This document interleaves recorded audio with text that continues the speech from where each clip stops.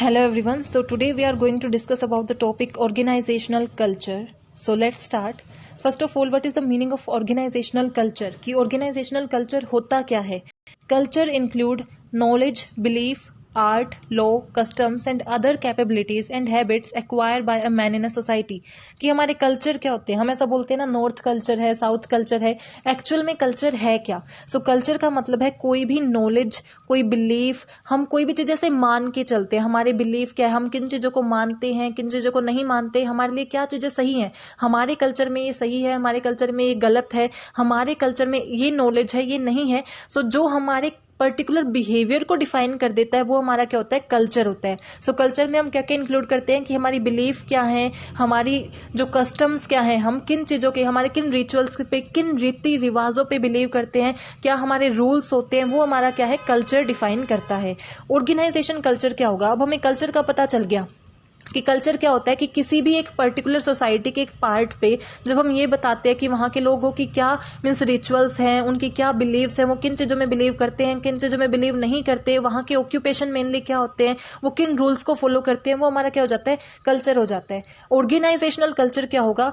Similarly अगर हम organisation के कंटेक्स्ट में बात करेंगे कि एक ऑर्गेनाइजेशन में किन चीज़ों को फॉलो किया जाता है, किन को फॉलो नहीं किया जाता, कैसे बिहेव किया जाता है, क्या उनकी नॉलेज होती है, क्या उनके बिलीव्स होते हैं, कैसे उन्हें परफॉर्म करना होता है, वही हमारा क्या है? Organisation culture. यानी कि ऑर्गेनाइजेशन में जो काम करने वाले लोग हैं, जो वर्कफोर्स है, वो एक दूसरे से कैसे इंटरेक्ट करती है, वो क्या चीजें फॉलो करती है, क्या उनके बिलीव्स हैं, क्या उनके कस्टम्स हैं, क्या उनके एथिक्स हैं, वही हमारे क्या है? ऑर्गेनाइजेशनल कल्चर्स है.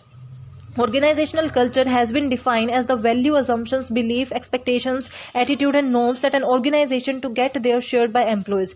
यानी कि ऑर्गेनाइजेशन में काम करने वाले एम्प्लॉयज कौन सी वैल्यूज, बिलीफ, एटीट्यूड को फॉलो करते हैं, दैट इज ऑर्गेनाइजेशनल कल्चर. यानी कि एक ऑर्गेनाइजेशन के एक एनवायरनमेंट में जो एम्प्लॉयज वर्क कर रहे हैं वो किन चीज़ों को फॉलो कर रहे हैं, किन चीज़ों पे वो बिलीव करते हैं, कौन से रूल्स उन्होंने अडॉप्ट कर रखे हैं, कैसे वो एक दूसरे से बिहेव करते हैं, कैसे एक दूसरे से इंटरेक्ट करते हैं, दैट इज ऑर्गेनाइजेशनल कल्चर.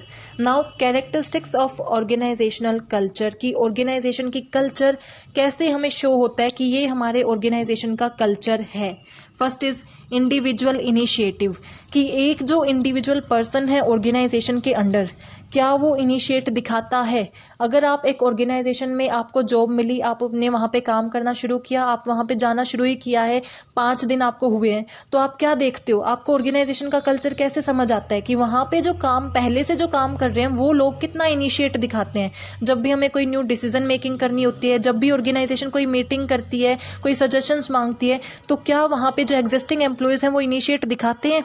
अगर वो इनिशिएट दिखाते हैं तो आपको क्या लगता है यहाँ का कल्चर ऐसा है कि यहाँ पे सबको इनिशिएट दिखाने होते हैं, सजेशंस देने होते हैं. सो एक इंडिविजुअल कितने इनिशिएटिव दिखाता है, कितना हमारा एक्सपर्टाइज करता है, उसको भी हम क्या कर सकते हैं? कल्चर को डिफाइन करता है हमारा इंडिविजुअल इनिशिएटिव, कि एक इंडिविजुअल कितना एक्साइटेड होता है एक पर्टिकुलर वर्क के लिए. Then second is risk tolerance. कि एक ऑर्गेनाइजेशन में कितने रिस्क के डिसीजन लिए जाते हैं, कितने कॉम्प्लेक्स डिसीजन वो लेती है, उससे भी हमें क्या पता चलता है? उसके कल्चर का पता चलता है.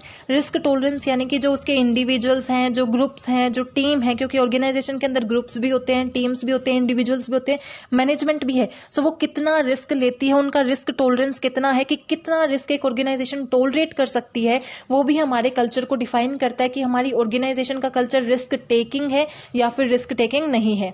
Second is directions. कि अगर जब भी आप ऑर्गेनाइजेशन में काम कर रहे हो तो उसमें कितनी डायरेक्शंस प्रोवाइड की जा रही है. क्या आपको छोटे से छोटे काम के लिए डायरेक्ट किया जा रहा है कि वहां जाके ये फाइल उसे दे के आओ, या फिर आपको थोड़ी बहुत ऑटोनॉमी भी प्रोवाइड की जा रही है कि हाँ ये काम आप अपने आप से कर सकते हो, यहाँ आप अपने आप से साइन कर सकते हो, ये चीजें आप खुद हैंडल कर सकते हो. सो कितनी डायरेक्शन प्रोवाइड की जाती है एक ऑर्गेनाइजेशन में, वो भी हमारे कल्चर को डिफाइन करता है. Then management support. कि एक ऑर्गेनाइजेशन की मैनेजमेंट कितनी सपोर्टिव है, फाइनेंशियल वे से कितना सपोर्ट करती है, सोशल वे से कितना सपोर्ट करती है, या फिर बिल्कुल भी सपोर्टिव नहीं है, वो किस चीज को डिफाइन करता है? मैनेजमेंट सपोर्ट हमारी ऑर्गेनाइजेशन के कल्चर को डिफाइन करता है कि हमारी ऑर्गेनाइजेशन में मैनेजमेंट का क्या कल्चर है. फॉर एग्जाम्पल, अगर एक ऑर्गेनाइजेशन की मैनेजमेंट ऐसी है कि वो हमारे एम्प्लॉयज की हर एक पर्टिकुलर नीड के बारे में सोचती है, उनका हर एक पर्टिकुलर नीड को कंसर्न करती है, तो हमें क्या लगेगा कि इस ऑर्गेनाइजेशन के कल्चर बहुत अच्छा है, यहाँ जहाँ पे हमारे एम्प्लॉयज को इंपॉर्टेंस दी जाती है, उनके बारे में सोचा जाता है। सो मैनेजमेंट का सपोर्ट कैसा है वो भी हमारा क्या करता है, कल्चर को डिफाइन करता है। देन कंट्रोल, कितना कंट्रोल है, सेंट्रलाइजेशन कितनी है, डिसेंट्रलाइजेशन कितनी है, कितना ज्यादा उनके ऊपर रेगुलेट किया जाता है, रूल किया जाता है एम्प्लॉयज को, उसके ऊपर भी डिपेंड करता है कि हमारा ऑर्गेनाइजेशन कल्चर क्या है। देन रिवॉर्ड सिस्टम, कि हमारी ऑर्गेनाइजेशन रिवॉर्डिंग कैसे करती है, हमने जो काम किया, हमें कोई टास्क दिया था, हमने उसे सक्सेसफुली कंप्लीट किया, तो क्या हमें रिवॉर्ड दिए जाते हैं या नहीं दिए जाते, वो हमारे कल्चर को डिफाइन करता है। अगर दिए जाते हैं तो मॉनेटरी रिवॉर्ड्स दिए जाते हैं, नॉन मॉनेटरी रिवॉर्ड दिए जाते हैं, प्रेज किया जाता है, रिकॉग्निशन किया जाता है, प्रमोशन किया जाता है, या फिर आपको हॉलिडे पैकेज प्रोवाइड किया जाता है, किस तरीके के बेनिफिट्स आपको दिए जाते हैं, जो रिवॉर्ड सिस्टम क्या है वो भी आपके कल्चर को डिफाइन करता है। देन कम्युनिकेशन पैटर्न, कि क्या आपकी ऑर्गेनाइजेशन में ओपन कम्युनिकेशन है, क्लोज्ड कम्युनिकेशन है, प्रिस्क्राइब्ड कम्युनिकेशन है।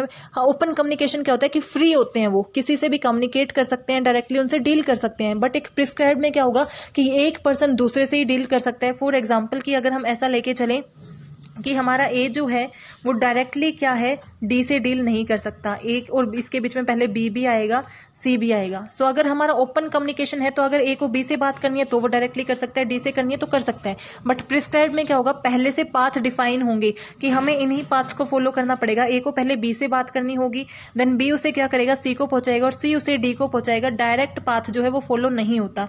सो वो हमारा क्या होता है, प्रिस्क्राइब्ड कम्युनिकेशन होती है। Then next is level of culture. अब कल्चर के कितने लेवल होते हैं हमारे, बेसिकली जो 3 लेवल के कल्चर होते हैं, national culture, business culture and organisational culture and occupational culture. Organisational culture and occupational culture जो है वो सेम लेवल पे होते हैं। नेशनल कल्चर जो होता है वो सबसे ऊपर वाले लेवल पे होता है। तो सबसे बड़े लेवल पे हमारा कौन सा कल्चर है, नेशनल कल्चर, जो नेम में डिफाइन कर रहा है नेशनल, यानी कि आपकी एक कंट्री के कल्चर को जो डिफाइन करता है। For example Indian culture and American culture, ये क्या है, हमारे 2 डिफरेंट कल्चर हैं। हमारे ईस्टर्न कल्चर, वेस्टर्न कल्चर, ये क्या करते हैं, एक पर्टिकुलर नेशन को डिफाइन कर रहे हैं कि हमारे पूरे नेशन का कल्चर क्या है। फॉर एग्जाम्पल की हॉस्पिटैलिटी इंडियन कल्चर है, हमारे यहाँ पे मेहमान नवाजी की जाती है, कंप्लीट इंडिया का कल्चर है, सिर्फ नॉर्थ में नहीं होता, साउथ में नहीं होता, वेस्ट में नहीं होता, ईस्ट में, कंप्लीट इंडिया में ऐसा होता है। तो वो हमारा क्या हो गया, नेशनल कल्चर हो गया। It is the dominant culture with the political boundaries of a nation which represent culture of people with the greatest population, कि मेजोरिटी ऑफ पॉपुलेशन जिस कल्चर को फॉलो करती है एक नेशन में, वो हमारा क्या हो जाता है, नेशनल कल्चर। और उसका एग्जाम्पल क्या है, जैसे hospitality. Second is business culture. अब नेशन के अंदर जब हम एक पर्टिकुलर बिजनेस की बात करें, फॉर एग्जांपल वो इंडस्ट्रीज जो ऑटोमोबाइल इंडस्ट्रीज हैं, हम एग्जांपल लेके चलते हैं ऑटोमोबाइल इंडस्ट्रीज का। सो जितनी भी ऑटोमोबाइल इंडस्ट्रीज हैं वो जिन कल्चर को फॉलो करती हैं वो हमारा क्या हो जाता है, बिजनेस कल्चर। यानी कि एक बिजनेस, एक particular part of business, automobile का अलग, फूड का अलग, हेल्थ केयर का अलग। सो जो ये फॉलो कर रहे हैं, हर सेक्टर जो फॉलो कर रहा है उसको हम क्या बोलते हैं, business culture. It represent norms, values and belief that are pertain to all the expected doing business in a culture which acceptable by the society। कि उस जो भी बिजनेस एक पर्टिकुलर एरिया में अगर आपको बिजनेस करना है, कि अगर आपको फूड सेक्टर में करना है तो कौन सी आपको कल्चर को फॉलो करना होगा, फूड सेक्टर का क्या कल्चर होगा, क्वालिटी हमारा कल्चर होगा, कि जो भी हमारा फूड है वो क्वालिटी वाला होना चाहिए, ऐसा नहीं कि उसे खाने के बाद कोई बीमार पड़ रहा है। सो हमारा जो कल्चर है उस बिजनेस में, उस इंडस्ट्री में क्या कल्चर फॉलो किया जाता है, that is business culture.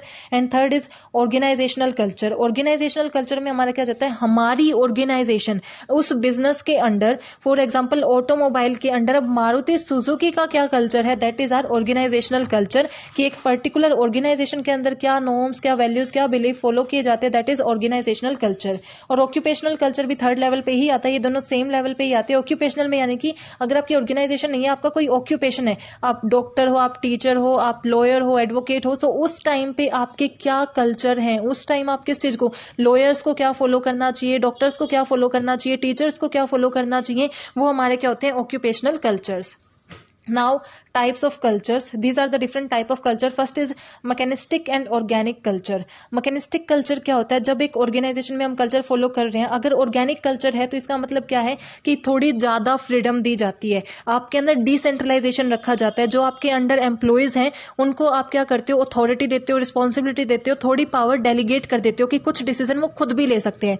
But machinist में आप क्या करते हो कि आप सारे डिसीजन खुद लेते हो, सेंट्रलाइजेशन को फॉलो करते हो कि वन हेड होगा, सभी उसी को फॉलो करेंगे, जो उन्होंने बता दिया उसी चीजों को वर्क करना होगा, उसी को परफॉर्म करना होगा, वो हमारा क्या हो जाता है, मैकेनिस्टिक कल्चर हो जाता है। Second is authoritarian and participative culture. Participative culture का मतलब क्या होता है कि आप पार्टिसिपेशन को इन्वॉल्व करते हो। जब आप डिसीजन मेकिंग करते हो तो आप अकेले डिसीजन मेकिंग नहीं करते, एम्प्लॉयज को, वर्कर्स को, जो भी स्टेक होल्डर्स है उन्हें इन्वॉल्व करते हो, उनसे फीडबैक लेते हो, उनके साथ डिस्कशन करते हो और देन फाइनली आप डिसीजन लेते हो। एंड अथॉरिटेरियन में क्या होता है कि आप एक पर्सन जो है, हमारी मैनेजमेंट जो है वही डिस्कस करेगी एंड वही जो है अपना डिसीजन मेकिंग सुना देगी बिना किसी पार्टिसिपेशन के, वो कल्चर होता है। देन डोमिनेंट कल्चर एंड सब कल्चर। एक ऑर्गेनाइजेशन का डोमिनेंट कल्चर क्या होगा, जो मेजोरिटी ऑफ जितने भी ऑर्गेनाइजेशन में एम्प्लॉयज काम कर रहे हैं उसमें मेजोरिटी ऑफ पीपल जो कल्चर फॉलो करते हैं वो हमारा क्या होता है, डोमिनेंट और मेन कल्चर हो जाता है। एंड जैसे हमारी ऑर्गेनाइजेशन में एचआर डिपार्टमेंट है, फाइनेंस डिपार्टमेंट है, सेल्स डिपार्टमेंट है, मार्केटिंग डिपार्टमेंट है, सो अगर किसी एक डिपार्टमेंट ने अपना थोड़ा सब कल्चर बना लिया है ताकि वो उनसे जो प्रॉब्लम आ रही है, फॉर एग्जाम्पल मार्केटिंग में अगर कंफ्लिक्ट की प्रॉब्लम आ रही है तो उन्होंने एक सब कल्चर बना लिया है, मीन्स जो एम्प्लॉयज हैं वो डोमिनेंट कल्चर तो फॉलो कर ही रहे हैं बट कुछ और नॉर्म्स को फॉलो कर रहे हैं, वो हमारा क्या बन जाता है, सब कल्चर हो जाता है। यानी कि उससे एक छोटा कल्चर जो ऑर्गेनाइजेशन के किसी पार्ट में फॉलो किया जाता है लेकिन कंप्लीट ऑर्गेनाइजेशन में जो फॉलो किया जाता है that is dominant culture. Strong, weak and unhealthy culture. Strong culture क्या होता है, अगर कोई कल्चर जो हर एक जो ऑर्गेनाइजेशन में जितने भी मेजोरिटी ऑफ पीपल हैं उन्हें अच्छे से परफॉर्म करते हैं, वो हमारा क्या होता है, स्ट्रॉन्ग कल्चर। वीक कल्चर क्या होगा कि हमारा जो कल्चर है उसको हमने बना तो रखा है ऑर्गेनाइजेशन का कल्चर बट हमारे जो मेंबर्स हैं वो अच्छे से फॉलो नहीं कर रहे उसको, वो अच्छे से नॉर्म्स को, वैल्यूज को, बिलीफ को फॉलो नहीं करते, रेगुलेट नहीं करते, दैट इज वीक कल्चर। कि हमारी ऑर्गेनाइजेशन में कल्चर है बट वो फॉलो ही नहीं किया जाता। एंड अनहेल्दी कल्चर यानी कि हमारी जो ऑर्गेनाइजेशन का कल्चर है उसके अलावा हमने कोई और कल्चर अडॉप्ट कर लिया है क्योंकि हमारा कल्चर हमें पसंद ही नहीं है, वो हमें हेल्दी नहीं लगता, अच्छा नहीं लगता, हम कोई और कल्चर फॉलो कर रहे हैं, that is unhealthy culture. Now culture formation. एक ऑर्गेनाइजेशन में कल्चर फॉर्म कैसे होता है, क्या कैसे कैसे कल्चर को हम फॉर्म कर सकते हैं। तो first is culture formation around critical incident, कि कोई एक पर्टिकुलर इंसिडेंट हुआ है, इंपॉर्टेंट इंसिडेंट हुआ है जिससे हमारी ऑर्गेनाइजेशन का वो कल्चर बन गया है। फॉर एग्जाम्पल कि हमारे जो हमने लास्ट टाइम जब चेंजेस हुए, टेक्नोलॉजी में बहुत बड़ा चेंज आया बट हमने उसे अडॉप्ट नहीं किया और उसकी वजह से हमें $100 मिलियन का लॉस हो गया। सो अब हम क्या करेंगे, हमारा कल्चर क्या बन जाएगा, बिकॉज हमने वो लॉस सफर किया है, क्रिटिकल इंसिडेंट हुआ है। सो अब हम क्या करेंगे, आगे जब चेंजेस होंगे तो हम उन्हें अडॉप्ट करेंगे, उन पे वर्क करेंगे, उन पे प्लान करेंगे क्योंकि हमारे क्रिटिकल इंसिडेंट ने हमारे ये कल्चर बना दिया है कि हम चेंजेस को अडॉप्ट करते हैं। Second is identification with leader, यानी कि जो भी हमारी ऑर्गेनाइजेशन का लीडर है जो अपने फॉलोवर को इन्फ्लुएंस करता है, सब उसके अकॉर्डिंग वर्क करते हैं। जो लीडर की वैल्यूज होंगी, जो नॉर्म्स होंगी, जो बिलीव्स होंगी, वही क्या बन जाते हैं, उसके फॉलोवर्स के नॉर्म्स, वैल्यूज एंड बिलीफ बन जाते हैं। सो हमारा जो लीडर है वो भी क्या करता है, कल्चर को फॉर्म करता है। कि अगर कोई आइडेंटिफाई कर लेता है कि ये पर्टिकुलर पर्सन हमारा लीडर है, ये ऑर्गेनाइजेशन का लीडर है, सो जो उसकी नॉर्म्स एंड बिलीफ होंगी वो ही क्या बन जाएगा, ऑर्गेनाइजेशन का कल्चर बन जाता है। थर्ड इज प्रॉपर्टी राइट, यानी कि एक ऑर्गेनाइजेशन में कैसे प्रॉपर्टी राइट प्रोवाइड किए जाते हैं। जैसे हम स्टॉक ऑप्शन प्रोवाइड करते हैं। स्टॉक ऑप्शन क्या होता है कि हम अपनी जो एग्जिस्टिंग हमारे जो एम्प्लॉयज हैं उन्हीं को एक ऑप्शन प्रोवाइड करते हैं कि आप हमारे शेयर्स को खरीद लो जो मार्केट प्राइस से कम प्राइस पे होंगे। सो ये क्या प्रोवाइड कर रहे हैं, हम उन्हें स्टॉक ऑप्शन प्रोवाइड कर रहे हैं। सो हम कैसे प्रॉपर्टी राइट हमारी ऑर्गेनाइजेशन में प्रोवाइड करते हैं, हम अपने एम्प्लॉयज को क्या प्रोवाइड करते हैं, मैनेजमेंट को क्या प्रोवाइड करते हैं, स्टेक होल्डर्स को क्या प्रोवाइड करते हैं, शेयर होल्डर्स को क्या प्रोवाइड करते हैं, वो भी हमारे ऑर्गेनाइजेशन के कल्चर को डिफाइन करता है। उससे भी हमारा ऑर्गेनाइजेशन का कल्चर बन जाता है। फॉर एग्जाम्पल जो ऑर्गेनाइजेशन स्टॉक ऑप्शन हमेशा प्रोवाइड करती है उसका कल्चर ये बन जाएगा कि ये पहले अपने शेयर होल्डर से पूछेंगे एंड देन ये मार्केट में एंटर करेंगे। सो हमारे प्रॉपर्टी राइट में सबसे पहले कौन होते हैं, शेयर होल्डर्स, यानी कि स्टॉक ऑप्शन सबसे पहले शेयर होल्डर्स को दिया जाता है। देन मैनेजमेंट एंड एम्प्लॉयज के लिए भी कुछ प्रॉपर्टी राइट होते हैं, जैसे उनकी सैलरी बढ़ा देना, इंक्रीमेंटल कर देना। देन ऑर्गेनाइजेशनल स्ट्रक्चर, कि हमारी ऑर्गेनाइजेशन का स्ट्रक्चर भी हमारे कल्चर को फॉर्म करता है। हमने जो ऑर्गेनाइजेशन का स्ट्रक्चर बनाया है, अगर हमारी ऑर्गेनाइजेशन का स्ट्रक्चर क्या है, बहुत ज्यादा रिजिड है, ऐसा कि उसे हम चेंज ही नहीं कर सकते, बिल्कुल प्रिस्क्राइब्ड पाथ है कि ये इससे कम्युनिकेट करेगा, ये इससे रिपोर्टिंग करेगा, सो उससे हमारा क्या कल्चर डिफाइन होता है। कल्चर में क्या डिफाइन होगा कि यहाँ पे हमारा क्लोज कम्युनिकेशन होता है, ओपन कम्युनिकेशन नहीं है, हमें प्रिस्क्राइब्ड पाथ को फॉलो करना होता है। यहाँ पे हम किसी को ऐसा नहीं है कि कोई भी रूल ब्रेक कर देंगे, यहाँ हर एक रूल को फॉलो किया जाता है। सो हमारा स्ट्रक्चर क्या डिफाइन करता है, हमारे फॉर्म कर देता है हमारे कल्चर को। Second is organisational ethics. Ethics क्या होते हैं, what is right, what is wrong, what is acceptable, what is not acceptable, कि हमारी ऑर्गेनाइजेशन में ऑर्गेनाइजेशन के अकॉर्डिंग क्या सही है, क्या गलत है, क्या एक्सेप्टेबल है, क्या नहीं है। जब हमारी जो ऑर्गेनाइजेशन के एथिक्स हैं वही हमारे कल्चर को डिफाइन कर देते हैं कि हमारी ऑर्गेनाइजेशन में ये चीजें एक्सेप्टेबल हैं, यहाँ पे स्मोकिंग करना एक्सेप्टेबल नहीं है। सो वो हमारे कल्चर को डिफाइन करता है कि इस ऑर्गेनाइजेशन में स्मोकिंग एक्सेप्टेबल नहीं है। सो हमारे जो एथिक्स होते हैं वो भी क्या करते हैं, हमारे कल्चर को फॉर्म करते हैं। And then characteristics of people within an organisation, की ऑर्गेनाइजेशन के अंदर जो पीपल काम कर रहे हैं उनकी क्या कैरेक्टरिस्टिक्स हैं, वो कितने सोशल हैं, वो अग्रेसिव हैं, किस टाइप के पर्सन हैं, उसके अकॉर्डिंग भी आपके ऑर्गेनाइजेशन का कल्चर फॉर्म होता है, क्योंकि जैसे आपके पर्सन होंगे वैसा ही आपका कल्चर हो जाएगा। Next is culture artifacts. Culture artifacts का मतलब क्या है कि आप अपना कल्चर कैसे बता सकते हो कि आपका ऑर्गेनाइजेशन का क्या कल्चर है। अभी तक हमने देखा कि फॉर्म कैसे होता है, हमने देखा कि इन डिफरेंट वेज से हम अपनी ऑर्गेनाइजेशन का कल्चर बना सकते हैं। नाउ कल्चर आर्टिफैक्ट आर कि हम उस कल्चर को कैसे एमर्ज करते हैं, कैसे डिफाइन करते हैं कि हमारी इस ऑर्गेनाइजेशन का ये कल्चर है। फर्स्ट इज स्टोरी से, कि हमारे फॉर एग्जांपल न्यू एम्प्लॉयज आए हैं तो हम उन्हें कैसे डिफाइन करेंगे कि हमारा कल्चर क्या है, हम उन्हें स्टोरी टेलिंग कर सकते हैं, अपनी ऑर्गेनाइजेशन के बारे में कोई स्टोरी बताएंगे। वो स्टोरी किस चीज से रिलेट हो सकती है, हमारे सीईओ से रिलेट हो सकती है कि हमारे सीईओ कैसे अपॉइंट किए गए। सो उससे उसे डिफाइन होगा कि इस ऑर्गेनाइजेशन का कैसा कल्चर है, यहाँ कैसे सिलेक्शन होता है, कैसे रिक्रूटमेंट होता है। स्टोरीज अबाउट गेटिंग फायर्ड, कि कोई ऐसे एम्प्लॉयज हैं जिन्होंने फ्रॉड किए थे, उनको कैसे फायर, उन्हें जॉब से कैसे निकाला गया या फिर उन्हें क्या पनिशमेंट दी गई, वो हमारे कल्चर को डिफाइन करेगा।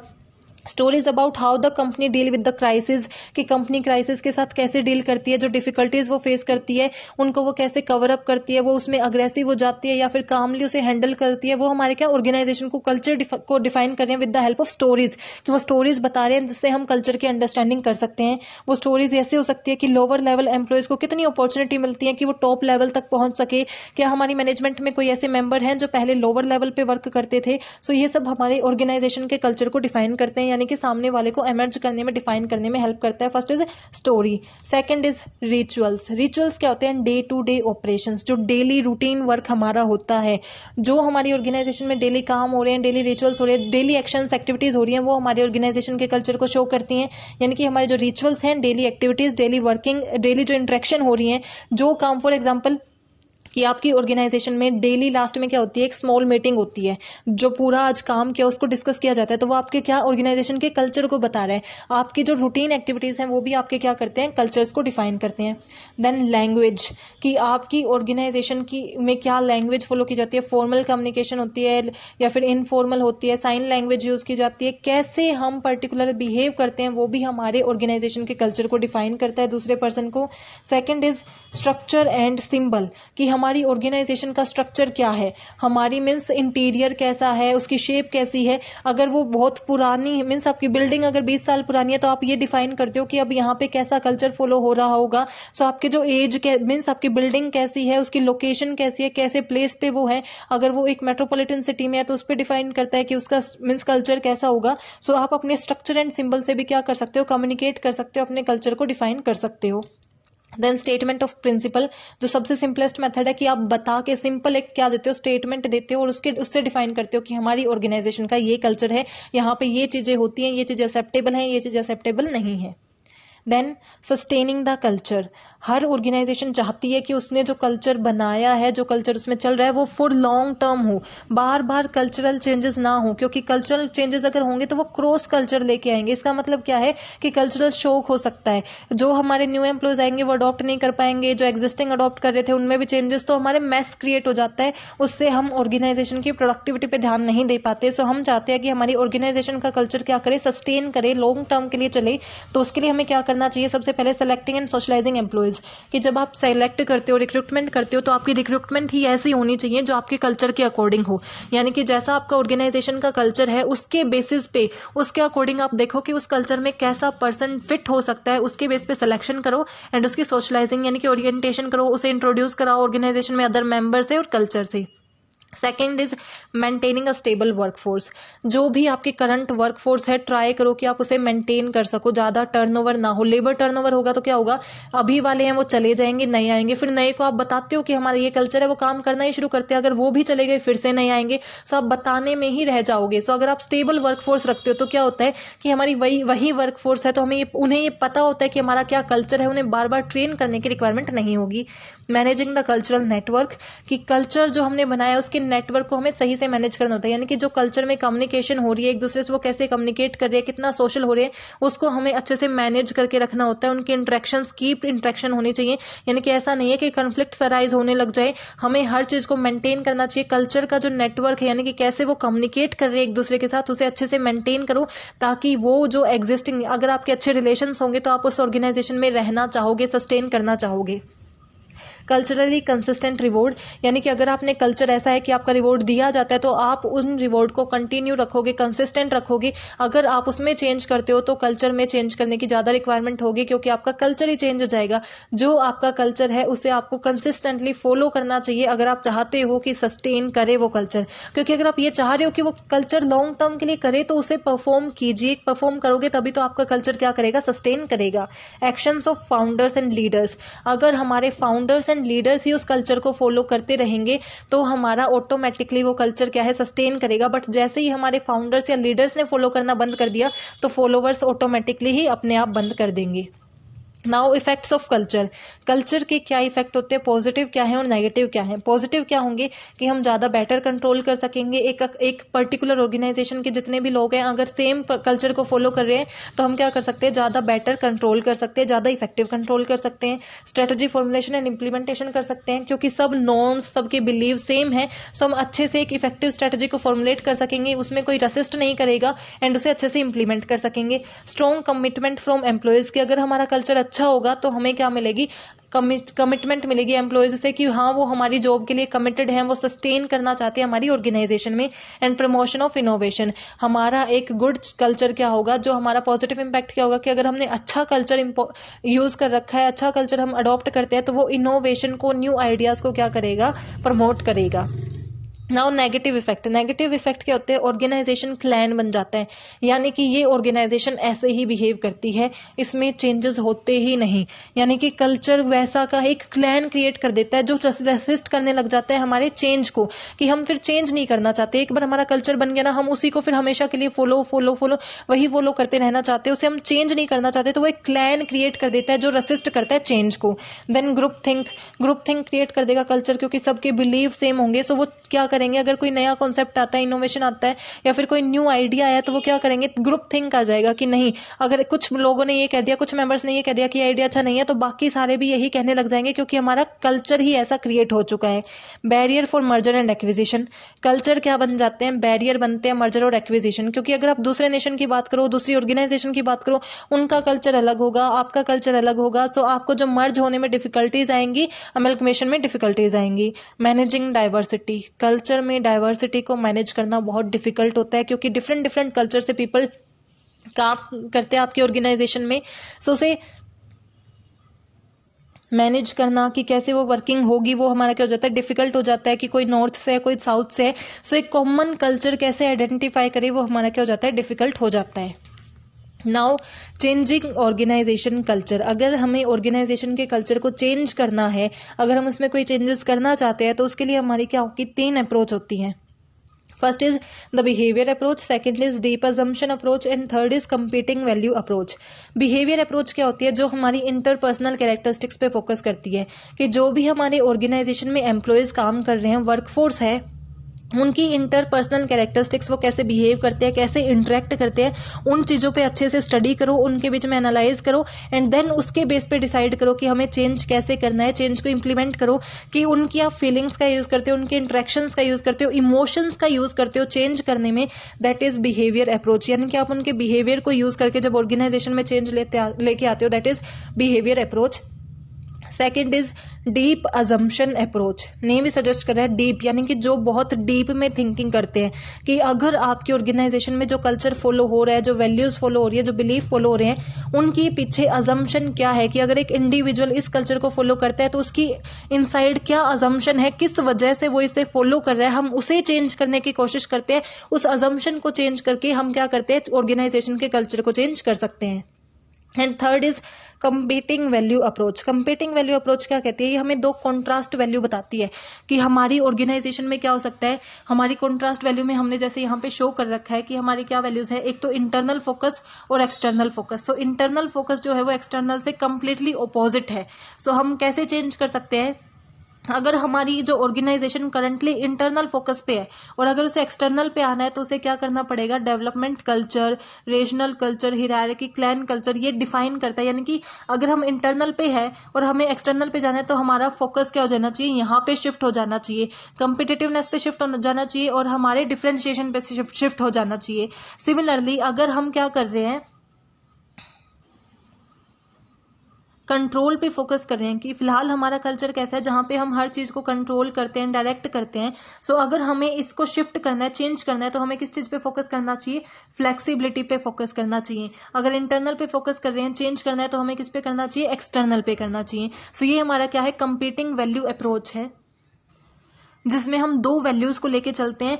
एक वैल्यू ए है, एक बी है, जो एक दूसरे के बिल्कुल ऑपोजिट होंगी। अगर हमें ए से चेंज करना है तो हम बी पे फोकस करेंगे, अगर बी से चेंज करना है तो हम ए पे फोकस करेंगे। तो सिंपल सी बात क्या है, ये हमारी ए है, ये बी है, ये सी है और ये डी है। अगर हम ए पे हैं, हमें इंटरनल फोकस पे हम हैं, अगर हमें इससे चेंज करना है, यानी कि हमें ऑर्गेनाइजेशन का कल्चर चेंज करना है, तो हमें किस पे फोकस करना पड़ेगा, बी पे, क्योंकि इसका ऑपोजिट क्या है, ये, अगर चेंज करना है। अगर हम डी को फॉलो करते हैं तो हमें सी पे फोकस करना पड़ेगा। और ये चीजें हमारी क्या डिफाइन करती है, जब हम इंटरनल फोकस पे और हमारे रिलेशनशिप पे फोकस करते हैं तो हमारा कौन सा कल्चर होता है, क्लैन कल्चर हम उसे बोलते हैं। जब हम एक्सटर्नल पे और इस पे बेसिस होते हैं तो हमारा डेवलपमेंट कल्चर। सो इनके बेस पे हम क्या डिसाइड करते हैं कि हमें कैसे चेंजेस करने हैं, हम अपने फोकस को चेंज कर देते हैं। अगर हम इस पे हैं तो हम इस पे जाना चाहेंगे, अगर इस पे हैं तो हम इस पे आना चाहेंगे। सो हमारा अगर चेंजेस करने हैं तो हम जिस पे हैं उसे आइडेंटिफाई करते हैं कि क्या कल्चर हम राइट नाउ फॉलो कर रहे हैं, और हम उसके ऑपोजिट को क्या करते हैं, फिर चेंज को अडॉप्ट करने की कोशिश करते हैं, उस चीजों पे फोकस करना स्टार्ट कर देते हैं। गाइडलाइंस फॉर चेंज, कि अगर आपको चेंज करने हैं तो उसके लिए क्या गाइडलाइंस है कि आप इफेक्टिवली चेंज कर सको। First is formulate a clear strategic vision, कि सबसे पहले एक अच्छा विजन, एक गोल बना के चलो कि हमारे चेंज का क्या गोल है, क्या विजन है। Then display top management commitment, उसके अंदर टॉप मैनेजमेंट की कमिटमेंट होना नेसेसरी है। जब तक टॉप मैनेजमेंट कमिटमेंट नहीं देगी हम चेंज को इंप्लीमेंट नहीं कर पाएंगे। Model culture change at the highest level, कि टॉप मैनेजमेंट की कमिटमेंट अगर हमें मिल गई तो हमारे जो लीडर है, मैनेजर्स हैं, सबसे पहले चेंज उन्हें अडॉप्ट करना चाहिए। वो अगर चेंज को अडॉप्ट करेंगे तो फॉलोअर्स ऑटोमेटिकली उसे फॉलो करना स्टार्ट कर देंगे। Restructure the organisation to support new culture, अगर हमने जो नया कल्चर लिया है, न्यू चेंज लेके आए हैं, सो हमें क्या करना चाहिए, अगर हमें जरूरत है तो हमें ऑर्गेनाइजेशन के कल्चर को उसको रीस्ट्रक्चर कर देना चाहिए। जो स्ट्रक्चर है अगर वो हमारे कल्चर को सपोर्ट नहीं कर रहा, सो अगर हमें नए कल्चर की रिक्वायरमेंट है, नए स्ट्रक्चर की रिक्वायरमेंट है, तो हम उसे रीस्ट्रक्चर कर देंगे as per the culture. Select and socialise newcomers, यानी कि हमारा जो नया कल्चर है उसके लिए हमें नए लोग चाहिए, न्यू एम्प्लॉयज चाहिए, तो हम न्यू सिलेक्शन करेंगे और उनको क्या करेंगे, सोशलाइज करेंगे, इंट्रोड्यूस कराएंगे हमारे कल्चर के बारे में, और एक एथिकल और लीगल सेंसिटिविटी उसमें क्रिएट करेंगे कि सब फिर उस कल्चर को फॉलो करें, एथिकली उसी के साथ डील करें। सो ये हमारी क्या है, गाइडलाइंस है चेंज के लिए, कि सबसे पहले हमें एक विजन बना लेना चाहिए, मैनेजमेंट की कमिटमेंट रिक्वायर्ड है। देन जो भी हम चेंज करें सबसे पहले हायर को फॉलो करना चाहिए। अगर हमें रिक्वायरमेंट है तो स्ट्रक्चर को चेंज कर दो, हम न्यू एम्प्लॉयज को अपॉइंट करेंगे एंड देन हम उसे एथिकली फॉलो करेंगे। I hope you are clear with this topic. If you have any doubt, please mention in comment section. Thank you. Keep supporting and don't forget to like